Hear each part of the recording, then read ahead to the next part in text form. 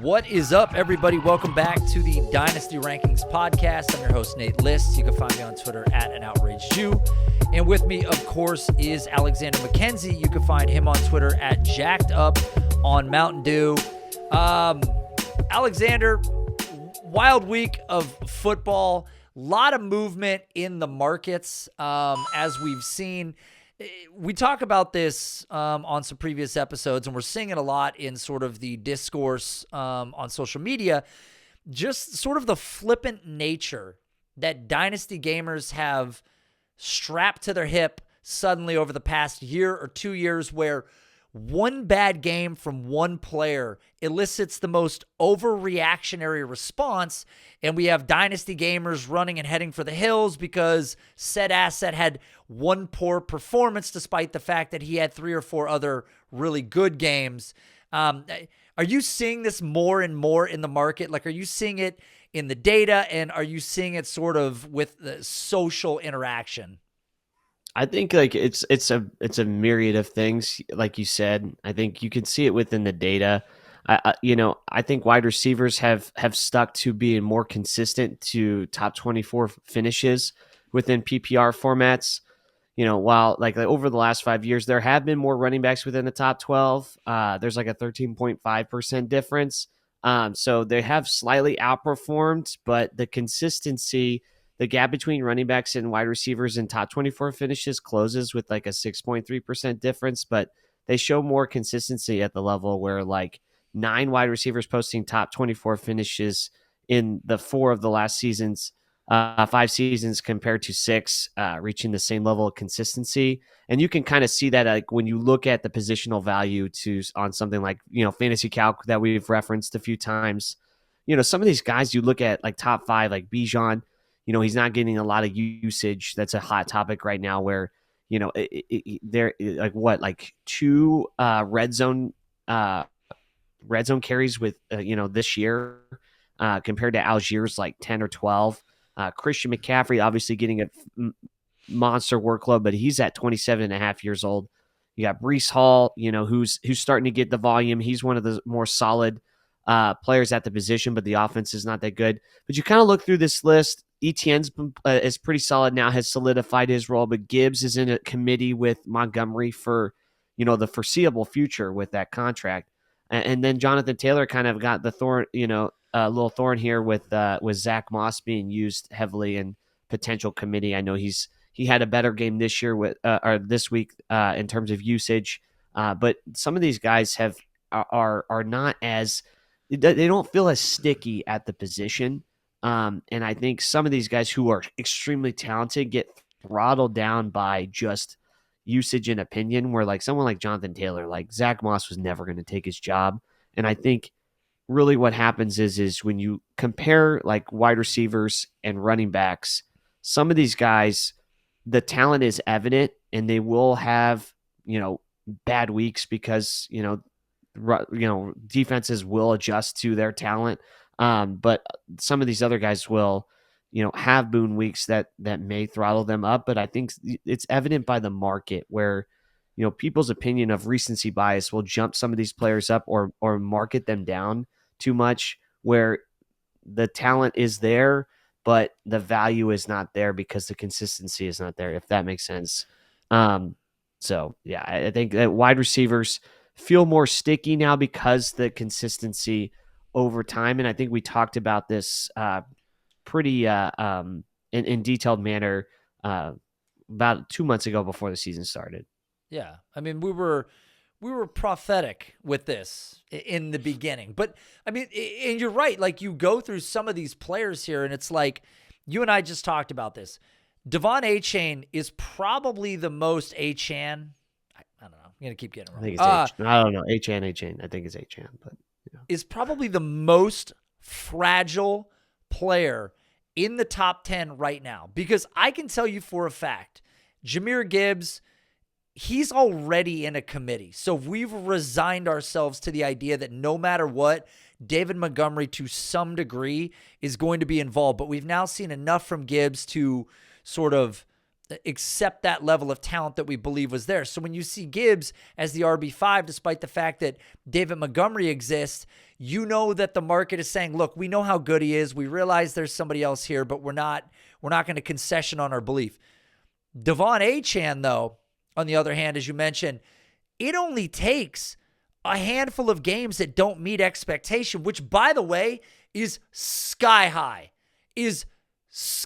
right now, because he posted that monster performance, and I think he followed it up with borderline 30 fantasy points the next week. But as you had brought up, if Devon Achane has 2 consecutive games in a row of 7 fantasy points, 9 fantasy points, then maybe he puts up an 11.5. Where does he fall to? Because the problem is the fragility of him is so immense right now that his fall could be enormous. Now, he's already been hurt, right? Which was like the big caveat. But again, the reason he is RB7 is because people have since concessioned in their brains, well, if he can do X, then I'm willing to trade off for the undersized running back who, by the way, Raheem Mostert is playing out of his mind right now. So he's also in a committee in many regards. But it's just interesting because, yeah, like you go through this group. Yes, Eckler's 28.5, but he's still punching in multiple touchdowns a game. He's still a target threat. That's a guy that you necessarily like. Kenneth Walker losing some of that workload, as we talked about, efficiency in question. Running back in general, despite the fact that they have a ceiling, it's not a position I want to invest in. It's not a position I want to push the chips in on. They've got a shorter lifespan, higher injury rate. I don't need to tell you guys this. You know this information, but yet you continue to invest, and then you continue to run the other direction when things don't go your way, a la Tony fucking Pollard, who was supposed to be a top 5 back this year, has the backfield to himself, but sometimes this is what happens when a running back is 26, was shielded from a full level of workload and is on a 1-year deal, and now your confidence is absolutely shaken. And he's the RB13 right now in Keep Trade Cut, but as we approach trade deadline, as we approach the end of the year, that number is going to fall a hell of a lot further knowing the contract is in question. Absolutely. A player like Tony Pollard, I think, again, you brought up Achane, one of these undersized backs. I think an undersized back in somewhat of a 3-way committee with Jeff Wilson Jr. and Raheem Mostert. I think that he's a super efficient player, and he's had some really, really good weeks when he's been on the field. And again, the injury risk. But I think that sometimes people forget that, like, these kind of players, they have those boom weeks, and then they have, the bust week that we really haven't seen too much because he hasn't played a lot of games through the season because of injury. I think like someone like Keaton Mitchell is also in a similar situation, but is significantly cheaper and I think doesn't get enough conversation that like shows you just how much volatility there is in the market, where a guy can string together 3 good weeks and the usage is varied, but you're willing to bet that just he's one of the super, super efficient outliers that will just continue to put up, 25 fantasy points a game, which is just an unrealistic expectation. And I think a player like that within the top 10 in the position, especially with these aging vets in the top 10, kind of makes this position just super, super volatile, especially when you add in injury risk. Yeah, I remember when Jonathan Taylor was a bust because over 3 weeks he had only posted like 100 yards his rookie year, right? Like it's so absolutely nonsensical at the position. Ultimately, here's how the game is played. And you and I were talking about this. It's great if you've got every tool in the world that'll tell you do this, do that. It's great if you believe that you have the player that you think you're supposed to own. But at the end of the day, it's just about getting it right. Because if you have the right player, if you have a performing player, the guy that had Austin Eckler in his rookie year, that guy hasn't had to do anything for years. He's just hanging out for years. The guy that drafted Alvin Kamara because he was a 3rd-round pick, and a lot of people faded him in the rookie drafts, and he went to RB3 or whatever, and he was picked 109, 110, 111. That guy didn't have to do anything for years. It's just a matter of getting it right. But everybody acts like there is some incredible science to this. Yeah, you have to go get tools that value, over replacement or whatever. If you're unsure and you're running scared from a player week over week, I don't make as many trades as other people in dynasty leagues because these same guys are buying Devon A-Chain at an incredibly expensive price. And then when he strings together 3 bad games and they think that he sucks, now they're trying to flip him. And they're constantly playing this game where they're like turning over and turning over and turning over. It's like, just build one solid roster. And that's why wide receiver is just so much better, because you just know what you're going to get. The consistency is stronger. We know who these players are. They have boom weeks just like running backs do. I wish I didn't have to start running backs at all, to be honest with you. I'd rather play in a league with no running backs. Yeah, I think the volatility for sure. Yeah. Honestly, Alexander, I just want to bitch about running backs because it's such a tiresome game. I have Rashad White in a number of leagues just because he was inexpensive. And it's like, I just needed somebody to perform, and he had some down games. I didn't run because it wasn't performing well. And now here we are sort of approaching the mid of the year, and it's turned around a bit. And his value has been a lot stronger across the span. And of course, we talked about him to start the year. He was the RB 24 or 26 coming into the year. Now we're seeing him as high as RB 16. So he's climbed essentially 10 spots. We talked about this couple more good games. He's going to go ahead of guys like Tony Pollard. He's going to go ahead and get, all these guys are going to be casualties to the climb and, again, flippant nature that people play Dynasty in. CJ Stroud. We were talking about this a couple weeks ago. We looked at a number of indicators that said CJ Stroud was ascending. It was evident he was doing things as a rookie that hadn't been done. He looked poised. He made Nico Collins look infinitely more relevant than the year before. Now he's making Tank Dell look very good. Again, it's the cart before it was the chicken or the egg, right? Like, which one is it? I tend to believe it's CJ Stroud in this case, but nonetheless, after the historic performance that we saw from him last week, a lot of these services are starting to turn the corner on Stroud and push him into that RB or that QB 6-7 range. But I'll say one thing before I pass it off to you, and we had already mentioned this. It's without question he is higher than Trevor Lawrence at this point. Oh, absolutely. I think the efficiency metrics just alone, especially early on, I know that there was the Urban Meyer conversation with Lawrence, but as a rookie to set the number of completions without a record without completions without an interception. Obviously, this last week's game with 470 passing yards and 5 touchdowns. Just the pure efficiency as a player, the pace of play. Just he's got the game script obviously as well, kind of in his favor, but he's just an extremely efficient player that we saw these numbers even as a prospect coming in. 96th percentile QBR. Yards per attempt, 93rd percentile, and everyone wanted to say it was his wide receivers, and we kept saying, no, look at how accurate he is as a player. All the charting stated how accurate he was. That's his strength, and now it's translated over to the NFL. He's a 6'3", 6'4" quarterback that can hit it in any place on the field, and now he's able to do it in a super efficient manner. There's not very many rookies that can start off this hot and do this well, and then topping it off with the rookie record in this last week's game. I think he's one of the most talented players really right now, young players at the position, and he's ascending a ton. And I think really what you can do now is like those, again, the question of like, is it Tank Dell and Nico Collins? Well, Nico Collins wasn't doing really anything up until this point with these other guys. If Nico Collins was a top tier player at the position, he would have been averaging 15 points a game, like he was, like he's doing right now at this point. And Tank Dell as well, kind of an undersized guy. He's got a lot of speed, but again, like the efficiency, Stroud was able to service 3 elite wide receivers. And then, not that these guys are not that special. They're special in their own at Ohio State, but guys like Olave, Jackson Smith and Jigba, yeah, they could have elevated him, but look how good those guys look at Ohio State, and now look how the situation now looks in some of these guys in the NFL with subpar quarterback play. I just think the talent's through the roof.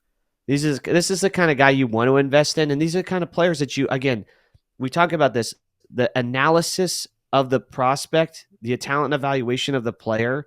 People will be lower on these guys, and now then you'll have to start paying a premium with now him being QB7 in Dynasty right now, when you could have gotten him in outside the top 10, top 12, and not spend a super high premium on him. And so, yeah, you can look at positional value and stuff like that. Obviously, running backs are not performing consistently as wide receivers, but when you start analyzing these players like at an individual level and look at the correct metrics, like we talk about when we evaluate these players, you'll be able to find guys like CJ Stroud and see that the talent level that's there, that's what's available. And not every week they're going to give you these monstrous numbers, but that on a consistent level that it's going to still be elite. I mean, people were being ridiculous about Joe Burrow not too long ago. We've seen this with a number of other quarterbacks. Herbert conversation has started here mildly. But one thing I want to say about CJ Stroud and this offense, number one, I totally agree on the Nico Collins thing. I think Nico Collins is a good player, but I look at it the way that I look at Garrett Wilson in New York minus Aaron Rodgers. You and I talked about it on an early podcast. Our rank with him and our projected fantasy points per game with our built-in standard deviation put him somewhere between 17 and 18 fantasy points per game or slightly more. He's playing with Zach Wilson. He was just averaging 14.1 after last week. I believe it's 13.9 with Zach Wilson. You don't think with Aaron Rodgers he's going to tack 2 or 3 more points when we already said that Aaron Rodgers is worth over 4 fantasy points per game relative to other quarterbacks? It's in the math. It exists. And the quarterback is what buoys everything. So when I see Nico Collins playing as well as he does, when I see Tank Dell playing as well as I do, I attribute that to how well CJ Stroud is playing. That's not an indictment against those guys because they play with CJ Stroud. That's their quarterback now. So you can hold that against them unless you believe that it's them. I necessarily don't, but you can hold that against them, but it's slightly irrelevant because they play with him. One point that I want to make on Stroud, though, is that currently on the year, when you look at deep ball pass attempts, this is PFF data, CJ Stroud is the QB 19 in deep ball pass attempts. He is the QB 3 in deep passing yards at 550. That's because his yards per attempt are number 1 in the league at 20.4.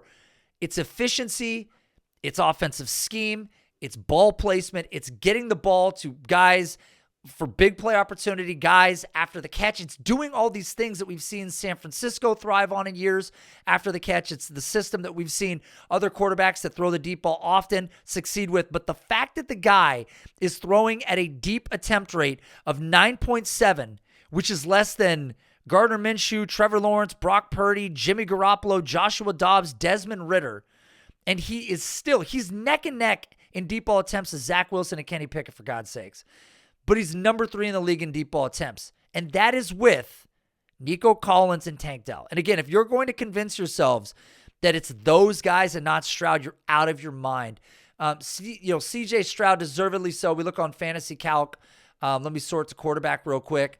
He is currently the QB 7 behind only Lamar Jackson, Joe Burrow, Justin Herbert, Jalen Hurts, Mahomes, and Allen. That is a tough nut to crack when you look at that group above him. Lamar's playing great, and I don't even think we've seen this offense open up to the degree that expectation led us to coming into the year. I think there could be even more here. Burrow is rock solid. He's got great weapons around him, elite weapons. Herbert, obviously, rock solid. I think that right now, Stroud being a top 7 quarterback is justified, and I don't know how much higher he can really go. I think that it's going to have to take an injury. It's going to have to take weapons leaving some of these offenses. But nonetheless, not too long ago, CJ Stroud was QB 15, 16, 17 floating. A couple of excellent performances, and this is how far he flew. And we had talked about this, that the ascension was in the numbers. So it's great. It's great to see it validated. And again, don't forget how bad Houston was supposed to be. I mean, I'm honestly blown away by. I didn't think he was a bad player, but there's no way anybody saw this player coming. Like year 1. Now, you may have seen it year 2, year 3, whatever. Mm-hmm. To come out this soon and play this well is ridiculous, especially after last week. Absolutely. I think it's very special stuff, and yeah, it's evident in validation within the process of just looking at the advanced metrics that make each of these players at their position special, and then which advanced metrics to lean on whenever you're looking at these guys. Yeah, Stroud's playing amazing, but that leads us to talking about Tank Dell, because Tank Dell is a player that I know for many they're questioning, like, how heavily do you invest in him? Is he for real?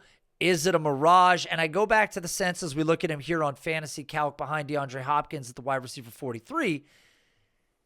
It's not a mirage. I mean, we kind of can tell what he is so far, assuming that this doesn't stabilize more. He's very boom bust with an incredible ceiling, and he's playing with a quarterback that's just still trying to figure himself out in the NFL. So it's hard to imagine things don't get better from here. Absolutely. I think he's got I think it's one of those things when you get these kind of players that, especially Stroud, who's already kind of, cemented himself in various formats as a top 10 player at the position. And obviously that the team will lean and build their offense around CJ Stroud. You want pieces of players that are impactful in those offenses. And if Tank Dell is going to be a big part of this offense, which it's shown already, you want these pieces of this offense because he's tied to CJ Stroud for at least the next 4 years. He's a big play receiver. He may be smaller, but he's got speed. He's great against zone with 3 yards of separation. I think he's one of those players that easily could have those boom bust weeks, but he will win you games for sure. Especially maybe in best ball, he's one of those guys. You want to temper a little expectations, but you want players and pieces of these like potential pass heavy offenses like Houston with CJ Stroud and Tank Dell coming in. Literally one of the biggest knock was the size, right? He had great college dominator, decent breakout age, a fantastic 92nd percentile college target share. He was a great player. The only problem was he's 5'8", 165. And some of these guys are saying, well, he's still super, super, super talented. So, and it's evident in the numbers that he's sort of a boom or bust guy, but when he hits, he's going to hit hard because tied to CJ Stroud, they're going to put up numbers. You look at Tank Dell in 2023, 10 total deep targets. Again, this is PFF data, 213 deep receiving yards. That's top 10 in the league. He's got less deep targets than Jefferson, Flowers, Addison, Gabe Davis, DK Metcalf, Jamar Chase, and more deep receiving yards than every single one of them. So we're seeing a player that in his role in this offense can do some really special things. And if you play in best ball formats, if you're looking for a guy to throw in your lineup that can give you week to week a big performance, this is that guy. And I think he can only continue to trend positively from here because he brings sort of a non-redundant role to this offense. The other thing is at 165 pounds, I think he's the only player to have over 450 receiving yards in 7 or less games as a rookie. So they're both doing some historical stuff right now. I ran a query on this. I couldn't find anybody but Tank Dell. I think I have it up here somewhere. Right here. Yeah, Tank Dell for single season from 1990 to 2023. And I actually said 160 to 170 pounds in regular season, requiring 454 or more receiving yards in 7 games or less. Tank Dell. That's it. That's the only guy. So wow. It's historical all around. And maybe all these guys are good, or maybe it's the fit with CJ Stroud. But we look at him currently on Fantasy Calc. He's sitting next to, I mean, at this point, Treylon Burks. I know that we had talked about Treylon Burks, and it's like he's going through the concussion protocol right now, and we're getting Will Levis. I think at this point, I'd probably prefer to hold Treylon Burks and see what happens with Levis. Because, look, Tank Dell's already had some monster performances, but for some reason, he's still behind Hopkins. He's behind Quentin Johnston. He's behind, I think the market is saying, look, we know he's undersized. We don't want you to pull the rug from out under our feet. Right. And I think that's what we're seeing amongst the crowd. So I don't know how much further he can go because I think people's minds are made up. Like, even if he has a monster performance or a couple monster performances, like how far does he climb knowing that people already view Nico Collins as probably the alpha in this offense, and there's some questions maybe about the stability of Tank Dell with his size and the potential. Like, how much further is he really going to go? Yeah, again, it's hard because of the size. 165 pounds. It's hard for, and you did that query as a rookie, and there's no other player that's done what he has done. I think it's just, again, you're kind of banking on an outlier. I would argue though that I think like it's really hard. It's hard to state that, but then someone like at another position. We talk about Achane a lot at being a such a small player. I and being so high at the position, I don't know why someone like Tank Dell really can't jump up there unless they think Nico Collins is the guy. But again, you've got him up here, Marquise Brown. I don't know how he's not as similar, if not the 1-for-1, 5'9", 166. Just those wheels, elite speed. Yeah, and then he's going to command. They've both commanded crazy target shares in college, and they're still demanding a significant target share here in the NFL. And both of them, Marquise Brown with Kyler Murray are both tied to right now very pass heavy offenses. Yeah, it's awesome. I mean, again, I love what we've seen. It's crazy. Target separation, number 21 at the position. Obviously, we're seeing other premium production metrics. QB rating when targeted, number 8 at the position for Tank Dell. So a lot of things very favorable right now, which, of course, you love to see. And if you're an owner of CJ Stroud, this is obviously more positive information for you, including Nico Collins. Now, you happen to be a resident local to the Kansas City Chiefs. Yeah.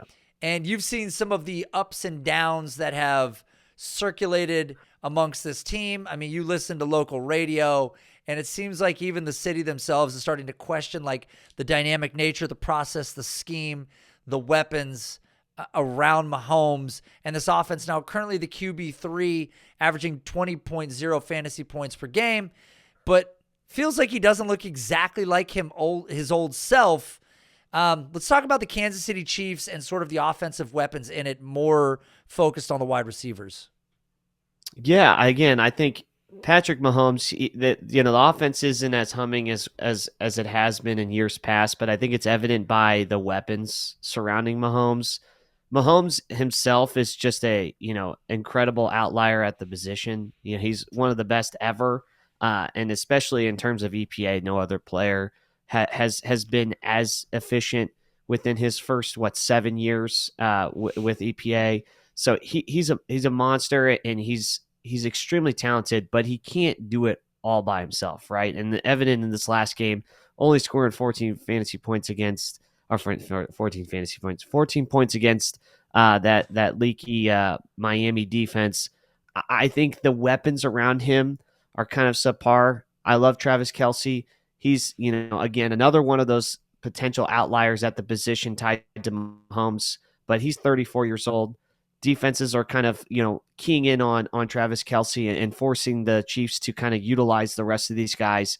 Marquez Valdes-Scantling, known as just sort of a deep threat decoy at this point. Sky Moore literally cannot separate. I believe he's like he's got target separations 27th, which is not bad, but he's not commanding a lot of targets, even with a significant snap share early on in the season.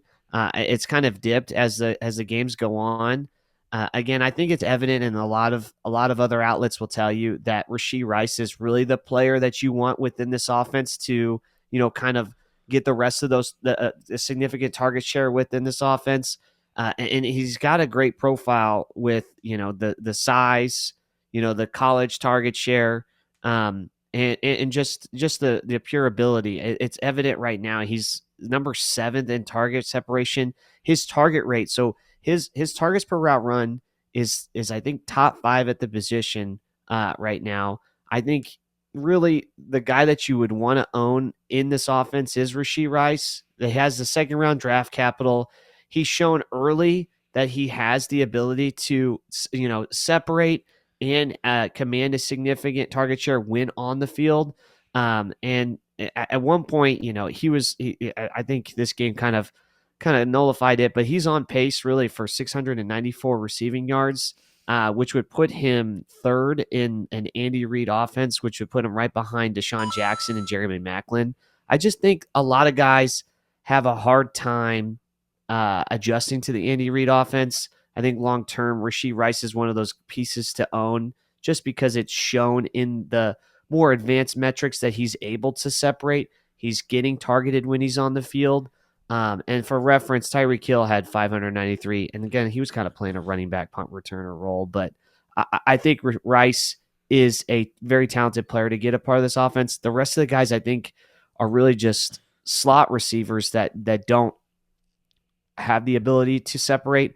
I think the one guy that's sort of the unknown that I would like to see a little bit more is Richie James, because he had such a good end of the year with the Giants. I think he's kind of been nullified with the Mecole Hardman trade and a lot of guys. I think really it's just, what do you expect? Which one of these guys do you expect to demand such a high target share? And we had this lengthy discussion a long time ago when we were at the fantasy football convention out in Canton, Ohio, discussing really who would be a large target earner and what would those guys be looking like. So I think, afraid to say that Nate might have been right, but some of these other guys have not hit, and poor guy Justin Ross is just a piece of shit. So okay, well, first off, I will say my quote was, I didn't think anybody in this offense that was a wide receiver was going to go over 700 yards. And based on your estimates, it looks like Rice may not.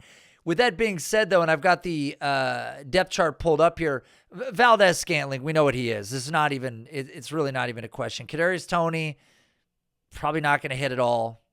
No other receiver that had done what he's done, got traded, had underperformed, been injured. In any other offense, would you give them the time of day? But in Kansas City, everybody's like, maybe he'll be Patrick Mahomes' guy. No, he won't be. Sky Moore, that's falling off immensely. Mecole, we know what he is. Justin Watson, there's no ceiling left. Justin Ross. Now, obviously, I never had a lot of faith in Ross, but I did appreciate the persistent drumbeat of much of the fantasy community. What is this? Okay, that was the wrong spot to use it. I thought it would be something better. It doesn't matter. We'll bring it up someday. I'm glad I know it's there, though. The point is, I think Rice is the only player that I can confidently say I see him in this offense 3 years from now. Like, he looks great. Everything that he does is fluid, as you mentioned. Target separation, EPA, quarterback rating when targeted. All these things are favorable. Yards per route run, top 10. The volume hasn't necessarily been there the way that it was for Tyreek Hill, but Tyreek Hill is an incredibly special player. That's why he went to Miami and turned Jaylen Waddle into a porcelain doll in the corner. The thing that I want to say, though, about the Chiefs is when you look at them over the last 4 years, this is really interesting. When you look at their rate of wide receiver targets, so I'm just going to cycle this. Let's go to 2023, but I've got this written down. So we're going to go 2023. I'm going to sort right here. You can see them. Where are they at? Wide receiver target rate. Oh, sorry. Hold on. Get to week 9. Sort. Boom. Sort to the bottom, and they are right here. So they're bottom 2 in the league. Okay. So the Kansas City Chiefs, since 2020, over the last 4 years, they were number 22 in wide receiver target rate of 54.4%, but they were number 4 overall in pass attempts. 2021, number 21 in wide receiver target rate, number 5 in pass attempts. 2022, number 31 in wide receiver target rate, no Tyreek Hill, number 5 in overall pass attempts. And here we are in 2023. They are number 31 in wide receiver pass target rate, but they are number 3 in total passing targets, as you can see right here. Here's the thing. I looked this up. They're actually targeting the wide receiver position at a rate lower than Chicago right now. Patrick Mahomes, since 2018, which we're going to essentially call his rookie season, because I want to bring this up too. For the people that don't know, Rice, when in college at SMU, had a deep target rate of 25.6% on 41 deep targets. So he was utilized deep.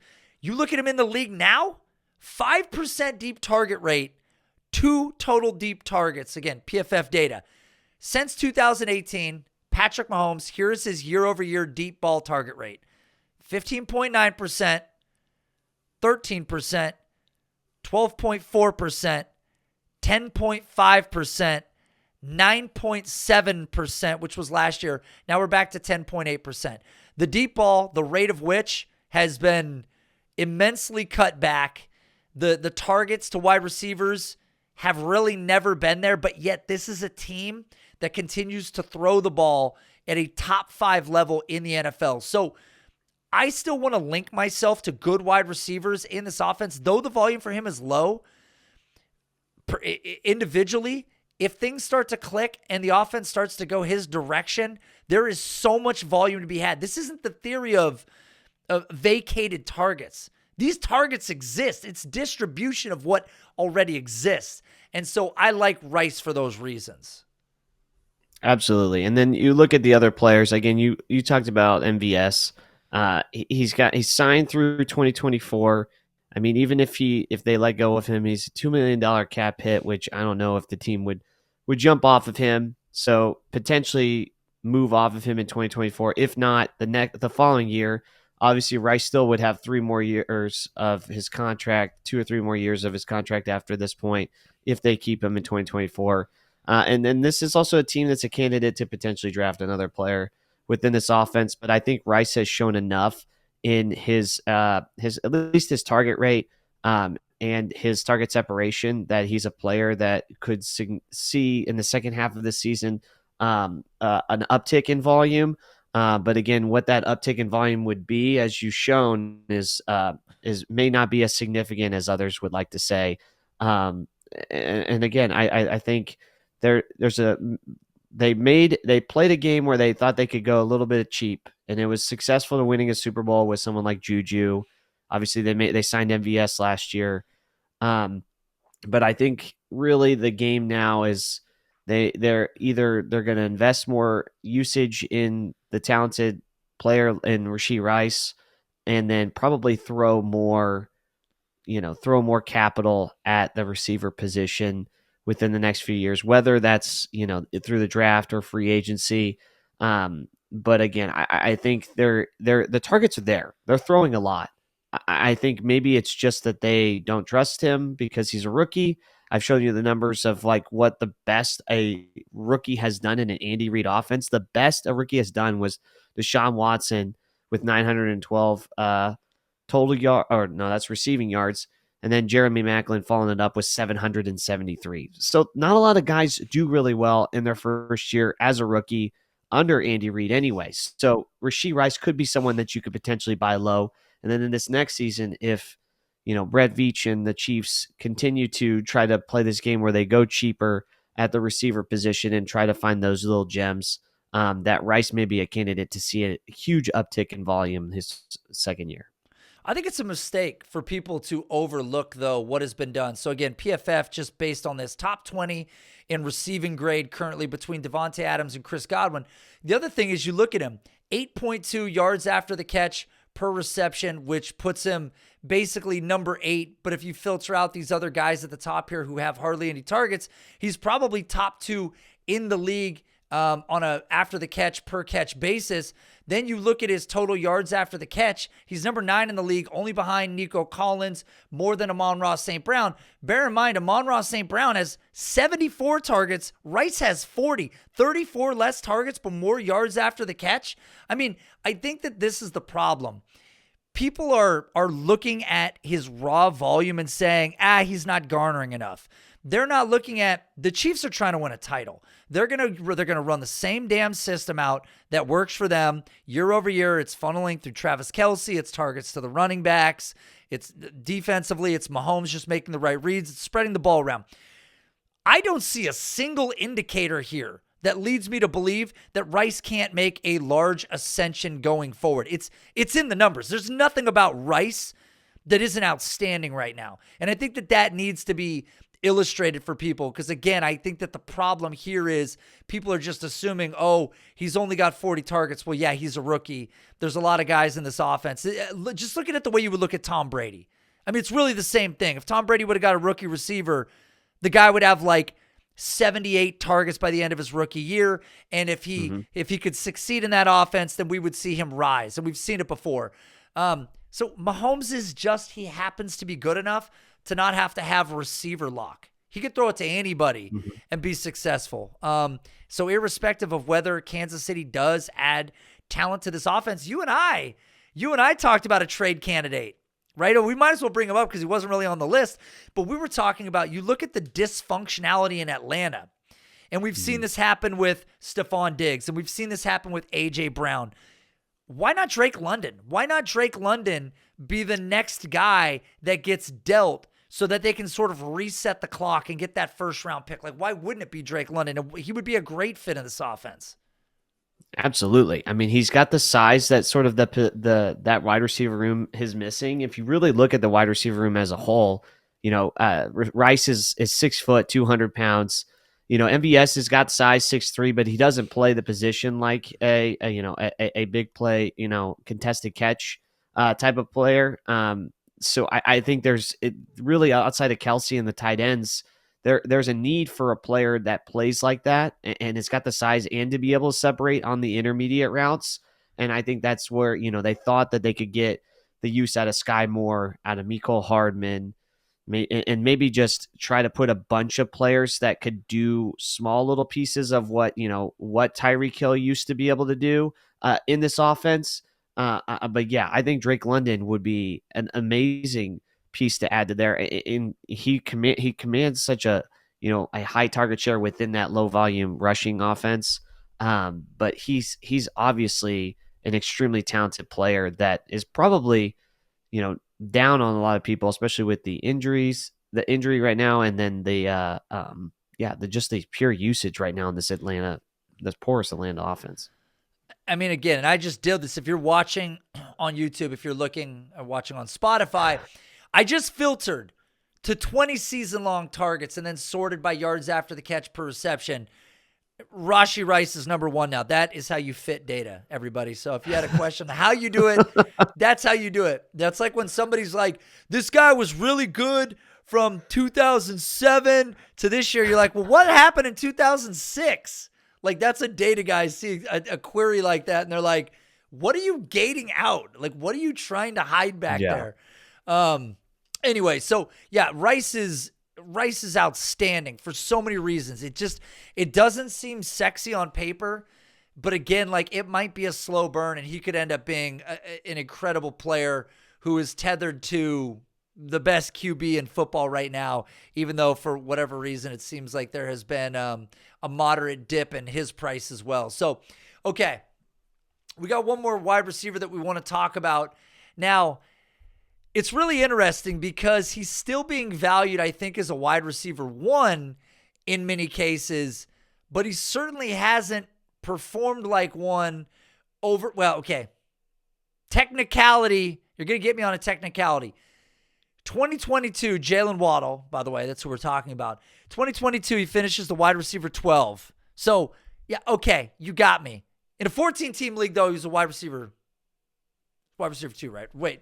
Yeah, right, no, he would be. Okay, so he's wide receiver 2. The point is, though, here's the thing. We're in a 10-team. Doesn't matter. Point is, as soon as Tyreek Hill showed up, the script on Jaylen Waddle flipped forever. Everybody wants to continue to live in this world where Jaylen Waddle saw 142 targets and say, that's the guy going forward. And I love Jaylen Waddle. I think Jaylen Waddle is a super talented player.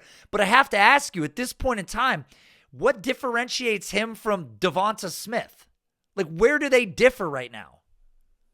They really don't at this point. You've got these elite wide receivers, top 3 at the position, that are earning such a monstrous target share that they are, seeing a significant dip in their targets from the previous year. I think AJ Brown and Tyreek Hill are just on an absolute historic tear, both of them in their respective manner, that they're the second guy in that offense, regardless of how talented Devonta Smith and Jaylen Waddle are, they're just not receiving the same target share.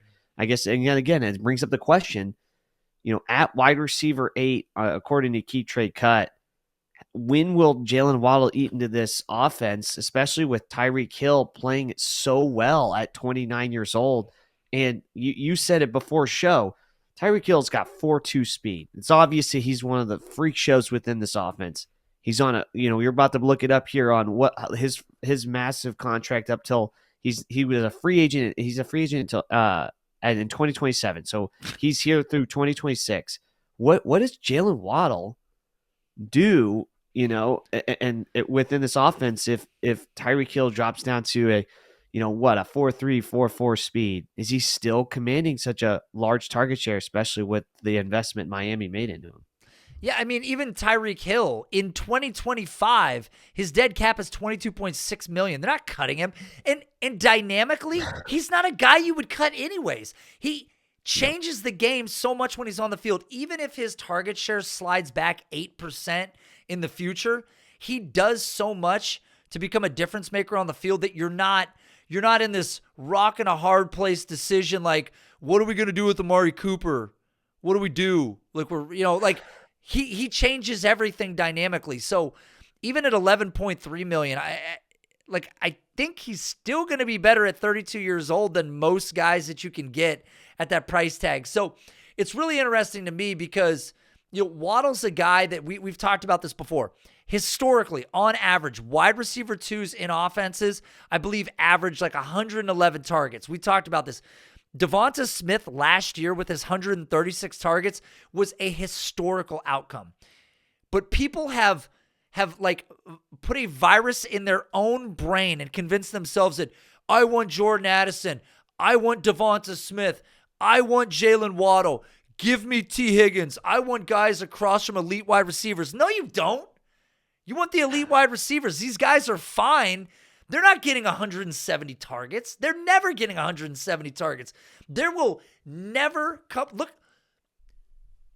Look at what happened last year with A.J. Brown and Smith, and look at what's happening this year. It is a fucking cataclysm, okay?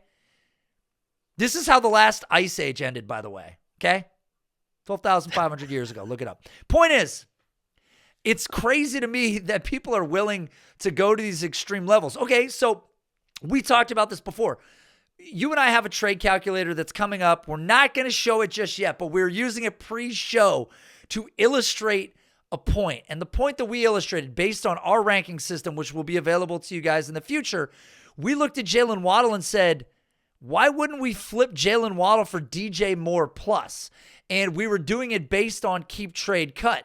And in our system, well, on keep, trade, cut, essentially, they're saying that you could get the equivalent of DJ Moore and Roschon Johnson for Jaylen Waddle. In our system, we have Jaylen Waddle and DJ Moore very close already. So you're essentially getting a monster plus where websites like this are convincing you have to add more. So it's just the difference between how we're going to rank people and how other people rank people. But the fact that we're seeing, Jaylen Waddle with the honorary wide receiver 8 position, and we're seeing DJ Moore at the wide receiver 21, when his situation could change forever. We're already seeing Drake May mock there, right? Oh yeah, Drake May. It could be Drake May. It could be Caleb Williams. Who knows what happens? And then this offense completely changes. I mean, look how good he is right now. He has played with Fields. When Fields is on the field, look at some of these games that he has had. And he's only 26 years old. And if they stick to Fields and whatever they do, and they continue to feed DJ Moore in this offense, and it potentially gets better over time with whoever is at quarterback, DJ Moore is going to be a significant part of this offense, and he's shown to do it with whoever is at quarterback. If it is an elite option, why is DJ Moore at 21 versus someone, versus Jaylen Waddle, who's kind of tied to Tyreek Hill in this offense for the next, 3 or 4 years? So absolutely nonsensical, dude. Yeah. And I do want to say DJ Moore to me is the closest thing to AJ Brown in Tennessee that we've seen in a long time. Like, you have a guy that is unquestionably elite. Like, if you put every wide receiver above and below him with the optimum quarterback, DJ Moore would go. I mean, let's just imagine everybody has the best quarterback possible. DJ Moore's probably more valuable than Cooper Kupp at that point, right? And he's amazing. I'm going to skip DK. Better than Flowers, better than London, better than T. Higgins, Ayuk, Devonta Smith, Puka, Addison. Probably better than Diggs because of the explosive ability that he brings to the table. Like, how far do you have to go? Like, do you get to Tyreek Hill before you go, okay, push? Like, he's so good by the metrics. And you're already getting such extreme variance from Jaylen Waddle. Why would you hold him? Like, you're going to get the same outcome with DJ Moore, even with Justin Fields. And there is actually, like, relief in the horizon. There's no relief in the horizon for Jaylen Waddle in Miami. I think that's just a fair assessment. Yeah, and I think it's also evident here with Key Trade Cut where you kind of see where people are looking at these players just at what they have done maybe recently versus like really kind of projecting what they are in the future in terms of dynasty. And I think that's sort of the difference of what, our thought process and our setup will be with this whole set, with our rankings in trade calculator and stuff like that, of like what we'll look and project is like, what will these players look like within the next few years, as opposed to where they are right now. And I would say still like Jaylen Waddle, the production, he's not getting the targets that he was getting the previous year. And DJ Moore is, potentially even this year could gets Fields back here the next week or so. And then all of a sudden his target share goes through the roof. And then he continues to perform at like the 18 points per game that he was doing those first few weeks with Justin Fields. I mean, he's right. He's next to Christian Kirk. You can't find Christian Kirk in the rankings without like slowing down and like looking and counting and reading names. But he's neck and neck with Kirk. Like, it just doesn't make sense on the surface that you're waiting for the script to flip that never will. And by the way, Tyreek Hill, the first year that he got to Miami, and I could pull this up on the screen too. The first year that Tyreek Hill got to Miami, pull this up, he was averaging 10.0 fantasy or 10.0 targets per game his first year in Miami. I want to do this because it's worth seeing like in reality. So pull up the targets. Come on, you son of a biscuit. Okay, 10. Can you see this? 10 there we go. per game for Jaylen Waddle.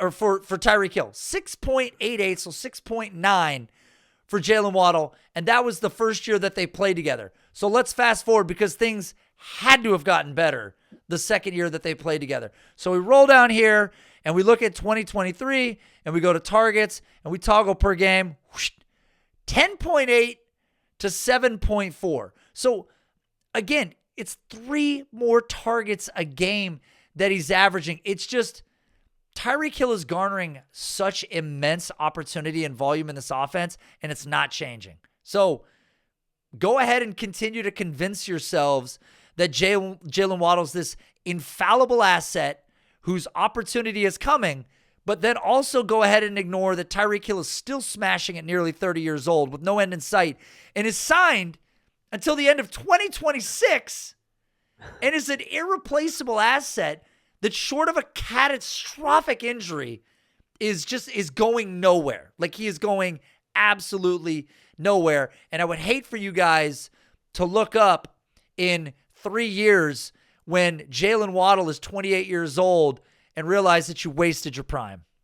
That's it. That's all my take. That's my take. Boom. Well, thank you everybody for tuning into the show this week. Anticlimactic ending there. If you guys are listening on Spotify, Apple, of course, as we've mentioned before, rate and review the show. Give us feedback. Tell me that I yell too much into the mic. Whatever you want to say about Alexander. He's not been very buggy recently, so big shouts to Alexander for fixing whatever was going on over there. Maybe it's just luck. If you guys are watching on YouTube, make sure you guys hit like. If you enjoy the content you've been seeing, hit the subscribe button. Join this growing community over here on this channel. Help us boost our broadcast visibility. DynastyRankings.com, of course, is still coming. We were talking about the trade calculator. Alexander and I have been demoing it. It's very close. And then, of course, in the description, the Discord channel Again, it's a very active Discord with a bunch of really good members. If you have trade questions, Dynasty theory, go hang out with that group of guys and gals and mix it up over there. So anyways, thank you guys very much for checking out the show. And of course, we will be back next week with, I'm sure, more barn burner analysis for all you guys. See you then.